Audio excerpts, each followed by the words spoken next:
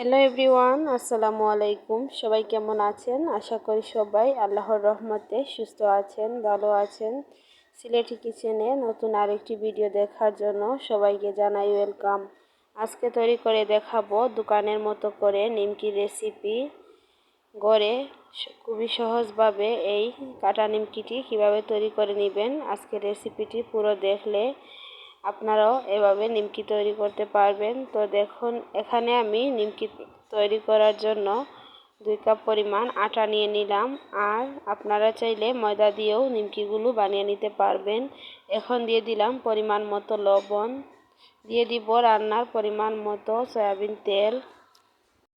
তেলটাকে এখন ভালো করে আটার সাথে মিশিয়ে নিতে হবে যত সময় না পর্যন্ত আটাটা মুঠের মধ্যে নিলে দলা পেকে না যায়, ততক্ষণ পর্যন্ত ভালো করে ময়ান করে নিতে হবে। তারপর আমি এখানে কিছুটা পরিমাণ কালো জিরে দিয়ে দিলাম। কালো জিরে দিয়ে আরও কিছুক্ষণ মেখে নিলাম। নেওয়ার পর এখন আমি নর্মাল পানি দিয়ে সফট একটা ডো তৈরি করে নিব। আর এখন আমি ডোটাকে কিছুক্ষণ রেস্টে রেখে দিব। কিছুক্ষণ রেস্টে রেখে দেওয়ার পর আমি ডোটাকে হালকা একটু তেল লাগিয়ে আমি পাতলা একটা রুটি বেলে নেব। তো এভাবে কিন্তু কাটা নিমকিটা বানাতে চাইলে আপনারা খুবই সহজে এবং পারফেক্টভাবে কাটা নিমকিটি বানাতে পারবেন। তো দেখুন, এখানে আমি একটা রুটি বেলে নিয়েছি। আর রুটিটাকে আমি এখন 4 কোনা শেপ দিয়ে কেটে নিচ্ছি। তো চারোচারটা সমান করে কেটে নেওয়ার পর আমি রুটিটাকে লম্বালম্বিভাবে পাতলা পাতলা স্লাইস করে কেটে নিচ্ছি। আপনারা স্ক্রিনে দেখলে বুঝতে পারবেন।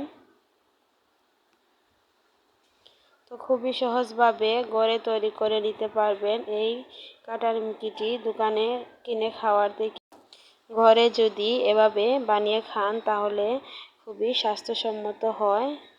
তো দেখুন, এখন আমি লম্বালম্বিভাবে স্লাইস করে কেটে নিয়েছি। সবগুলোকে এক সাইডে রেখে একটা নিমকি শেপ করে কেটে আপনাদেরকে দেখিয়ে দিচ্ছি। এখন আমি ছোট ছোট করে কোনাকুনি শেপ দিয়ে নিমকিগুলো কেটে নেব। আপনারা আপনাদের পছন্দ মতো শেপ দিয়ে নিমকিগুলো কেটে নিতে পারবেন। আর এভাবেও কোনাকুনি শেপ দিয়ে চাইলে কেটে নিতে পারবেন। এভাবে করে কিন্তু সবগুলো নিমকি আমার বানানো হয়ে গিয়েছে। আর এখন আমি ভেজে নিব। তো এর জন্য কড়াইতে দিয়ে দিলাম তেল। তেলটা গরম হয়ে গেলে আমি এর মধ্যে সবগুলো নিমকি একসাথে দিয়ে দিব।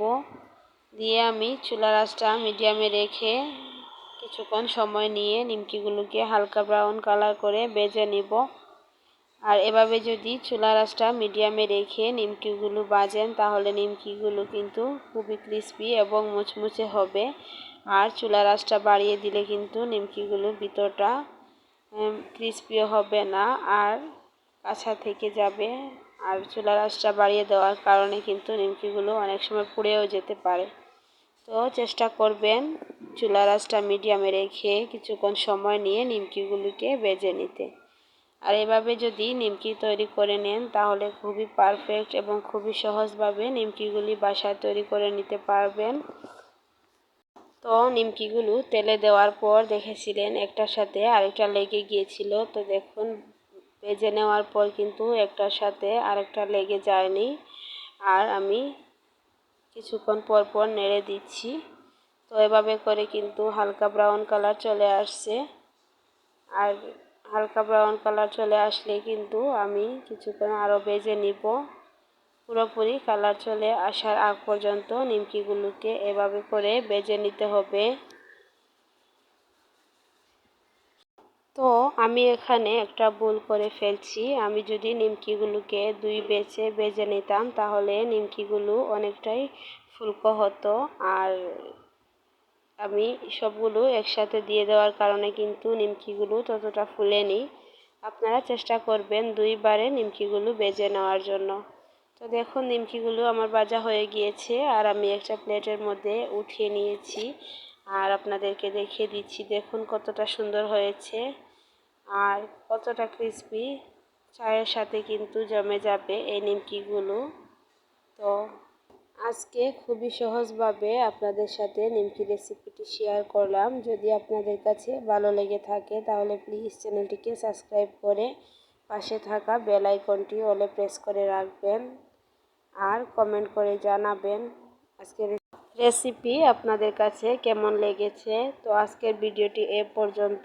সবাই ভালো থাকবেন, সুস্থ থাকবেন, আমার জন্য দোয়া করবেন। দেখা হবে নেক্সট কোনো ভিডিওতে। আল্লাহ হাফিজ।